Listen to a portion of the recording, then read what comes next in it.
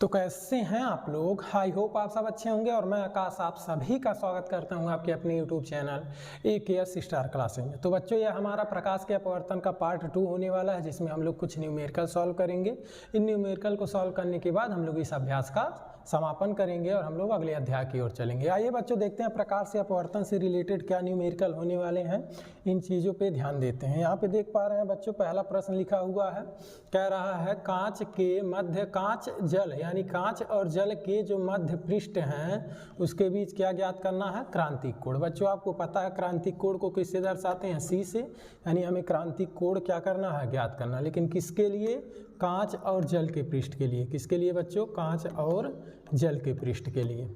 आगे क्या कह रहा है, आगे कह रहा है यदि वायु के सापेक्ष, ध्यान देंगे बच्चों, क्या कह रहा है, वायु के सापेक्ष, यानी यदि वायु के सापेक्ष कांच एवं जल, यानी वायु के ही रिस्पेक्ट में कांच का भी और किसका, जल का भी जो अपवर्तनांक है वह 3/2 और 4/3 है। मतलब सर जी वायु के सापेक्ष कांच का अपवर्तनांक 3/2 और वायु के सापेक्ष जल का अपवर्तनांक 4/3। अगर वायु को बच्चों हम A से कंसीडर करें तो वायु के सापेक्ष जो कांच का यानी ग्लास का अपवर्तनांक है वह कितना है, 3/2, और वायु के सापेक्ष जो जल यानी वाटर का जो अपवर्तनांक है यानी W, वायु के सापेक्ष जल का जो अपवर्तनांक है वह कितना है, 4/3। क्लियर है। तो हमें यहाँ ज्ञात क्या करना है, क्रांतिक कोण, लेकिन कांच और जल के पृष्ठ के लिए। तो अगर कांच और जल के पृष्ठ के लिए हम क्रांतिक कोण की बात करते हैं तो अपवर्तनांक और क्रांतिक कोण में एक रिलेशन जानते हैं, क्या, n बराबर 1/sin c। यह रिलेशन पढ़े हैं जहाँ पे n क्या होता है, 1n2 पहले माध्यम के सापेक्ष दूसरे माध्यम का अपवर्तनांक। तो पहला माध्यम यहाँ ग्लास है और दूसरा माध्यम क्या है, जल है, यानी ग्लास और वाटर के सापेक्ष 1 कितना होगा, sin c। यानी अगर GNW हमें मिल जाए तो हम sin c आराम से ज्ञात कर लेंगे c को। तो कैसे GNW मिले, तो बच्चों एक पॉइंट याद हो अगर आपको, तो 1n2 को हम लिखते हैं n2/n1। तो यहाँ GNW को अगर हम इस प्रकार से समझना चाहें तो इसको लिख सकते हैं NW/Ng, यानी W ऊपर और G नीचे। तो W ऊपर कैसे आएगा, तो यहाँ पे W वाली राशि यह है, G वाली यह है, इसमें अगर इससे डिवाइड कर दें, यानी वायु के सापेक्ष जल के अपवर्तनांक में वायु के सापेक्ष ग्लास यानी कांच का अपवर्तनांक से डिवाइड कर दें तो हमें मिल जाएगा किसके सापेक्ष, कांच के सापेक्ष वायु का, सॉरी जल का अपवर्तनांक। तो 4/3 बटे कितना, 3/2। तो यहाँ हो जाएंगे बच्चों 4 दूना 8, 2 ऊपर चल गए 8, 3 त्रिका 9। यानी हमारे पास यह अपवर्तनांक कितना आ गया, ग्लास के सापेक्ष वाटर का, यानी कांच के सापेक्ष जल का अपवर्तनांक आ गया 8/9। वायु है सर जी, वायु का अपवर्तनांक वह नहीं मानते, उससे कोई दिक्कत ना है। यानी यह वैल्यू होगा 8/9 बराबर कितना, 1/sin c। यहाँ हमें c निकालना है तो थोड़ा सा नोटिस करेंगे, आंसर को चेंज कर दीजिए। तो 9/8 बराबर हो जाएंगे sin c/1। तो 1 से डिवाइड गुणा करेंगे इतना ही होगा, 9/8 बराबर कितना, sin c। अगर c निकालेंगे साइन को इधर ट्रांसफर कर दीजिए, हो जाएगा sin इनवर्स 9/8। यह किसका मान हो जाएगा बच्चों, क्रांतिक कोण का। आई होप यह प्रश्न आप समझ पाए होंगे। अगर क्लियर है तो चलते हैं नेक्स्ट क्वेश्चन पर और देखते हैं अगला प्रश्न क्या है। अगला प्रश्न देखिए बच्चों, कह रहा है क्या, ये भी अच्छा प्रश्न है, ध्यान देंगे थोड़ा सा। कह रहा है एक प्रकाश किरण निर्वात से अपवर्तनांक n के माध्यम में जाती है, यानी निर्वात से कहाँ जा रही है, अपवर्तनांक n के माध्यम में। कह रहा अपवर्तन कोण आपतन कोण का आधा है। मतलब क्या, अगर हम आपतन कोण की बात करें, हमको इतना पता है सर, अगर एक पृष्ठ है और प्रकाश एक माध्यम से दूसरे माध्यम में जाती है तो अपने मार्ग से विचलित होती है। तो यहाँ कहाँ से जा रही है, यहाँ जा रही है निर्वात से, कहाँ जा रही है, n माध्यम वाले अपवर्तनांक में। तो यहाँ पे जो अभिलंब होता है और आपतित किरण होता है, इसके बीच कोण आपतन कोण, और अपवर्तित किरण और अभिलंब के बीच कोण जो अपवर्तन कोण। तो यहाँ आपतन कोण जो होता है वह तो हमारा होता है I, आपतन कोण कितना होता है I, लेकिन कह दिया है कि अपवर्तन कोण जो है वह आपतन कोण का आधा है। यानी अपवर्तन कोण जो है वह आपतन कोण का आधा है, यानी I कितना है, 2 है। तो कह रहा आपतन कोण कितना होगा, यानी यह जो आपतन कोण I है यह कितना होगा। तो इसको कैसे निकालें, तो बच्चों यहाँ देखिए कह रहा है n अपवर्तनांक वाले माध्यम में जाता है। तो प्रकाश के अपवर्तन का अगर दूसरा नियम याद हो, जिसको हम स्नेल का भी नियम कहे थे, तो स्नेल के नियम से अगर हम कहें तो एक रिलेशन हमको पता है, क्या, n बराबर होता है sin I/sin r। क्लियर है। यानी साइन आपतन कोण की जिया और अपवर्तन कोण की जिया का अनुपात नियत होता है जो कि n के इक्वल होता है।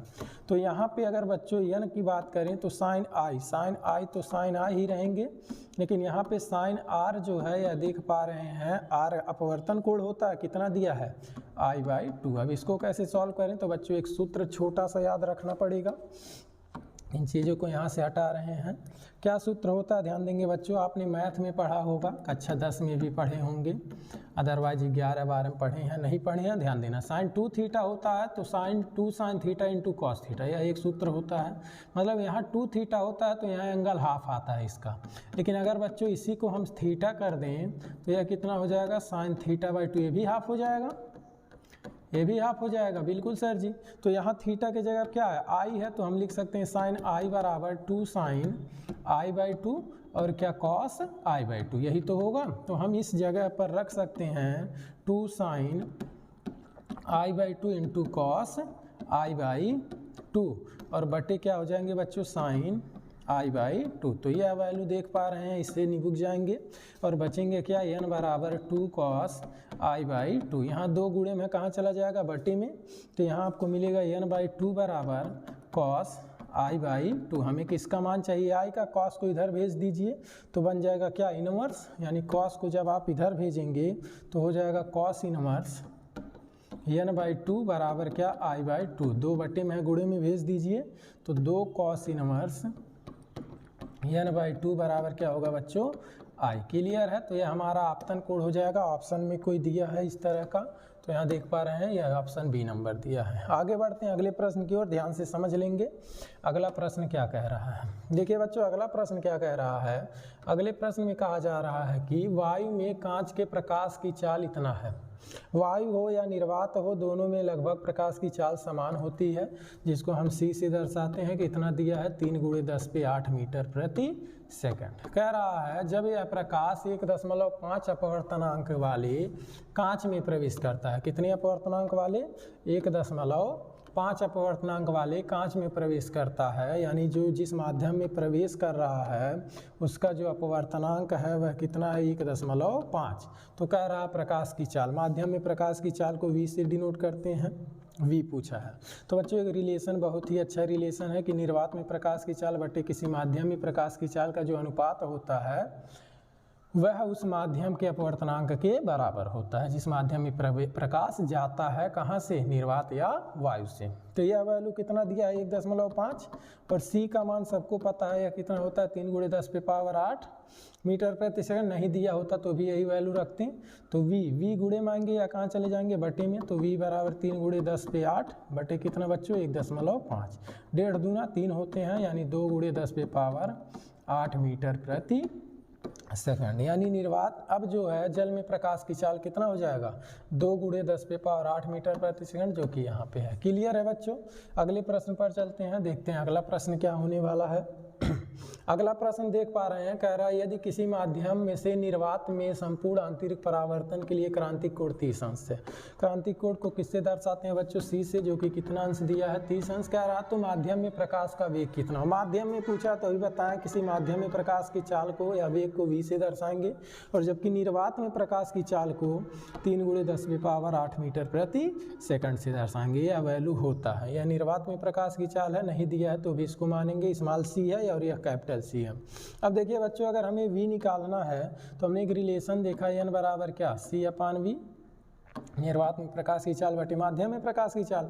तो चूंकि यहाँ पे हमें v ज्ञात करना है, c पता है, n नहीं पता है, तो आप अगर याद रखेंगे से अभी जस्ट हमने एक रिलेशन देखा है, n बराबर क्या, साइन I/साइन r होता है, जी सर जी होता है।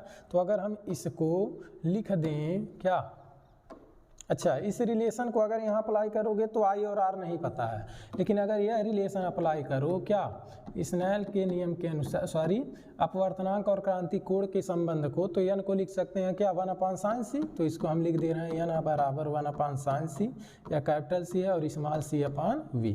तो अगर बच्चों v निकालना है तो v बराबर यह आपका निर्वात में प्रकाश की चाल स्मॉल c और यहाँ साइन या क्रांतिक कोण कैपिटल C, यानी v बराबर हो जाएंगे या यहाँ गुणा हुआ है या यहाँ। c का मान कितना होता है बच्चों, 3 × 10⁸ और साइन यहाँ सी का मान कितना है 30 अंश।